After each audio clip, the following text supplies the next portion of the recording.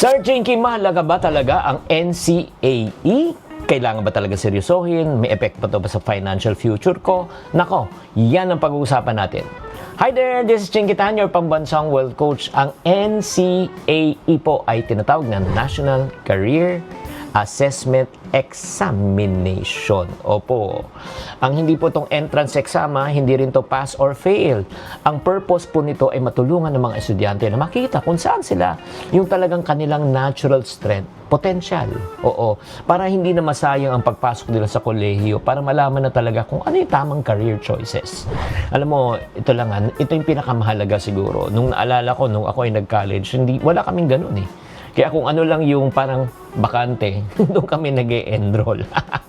Kapag napili na kasi ang isang career, syempre naman, pinag-aralan mo ng 4 na taon, di ba, o 5 taon, tapos malalaman mo lang, hindi pala akma sa'yo. Kaya nga, kunyari, nakapili ka lang dahil uso, pressure, sinabi ng magulang mo, tapos hindi angkop sa'yo, kaya sayang. Kaya ang NCAE is a guide. Dito nagiging useful po. Una, paano natin malalaman? Syempre, para malaman mo kung saan ka talaga magaling. Ikaw ba ay magaling ba magsulat, di ba? Ikaw ba ay magaling ba magluto, di ba? O ikaw ba ay mahilig sa tao, di ba? O ikaw ay mahilig sa vocation, di ba? Entrepreneurship, di ba? Hindi lang destiny to hindi lang tsambahan to Kailangan po may guide ka talaga bago ka talaga magdesisyon kung anong kurso ang kukunin mo. Pangalawa, syempre, makapagplano din tayo ng finances, di ba? Mas maganda na hindi talagang iisipin mo, yung papasukin mo talaga may kakayanan. Di ba? Una, may kakayanan ka ba ng magbayad ng ganitong tuition fee? O like, for example, kung gusto mo may magdoktor, ilang taon po yan?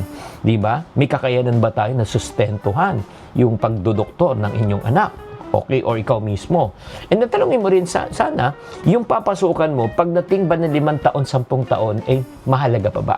Baka maging obsolete na, di ba? At pangatlo, check din natin po yung future income potential. Meron pa ba talagang magbabayad para sa service na yon? Di ba? Baka pagdating ng panahon, 5 Gs na lang po at wala na talagang kukuha sa ganitong klaseng trabaho. Kaya uulitin ko po, ang NCAE ay isang guide po para makilala mo ang sarili mo, para ikaw ay makagawa ng mas matalinong career decision. At ito ay tungkol hindi lang sa trabaho, kundi sa financial future na gusto mong mabuo.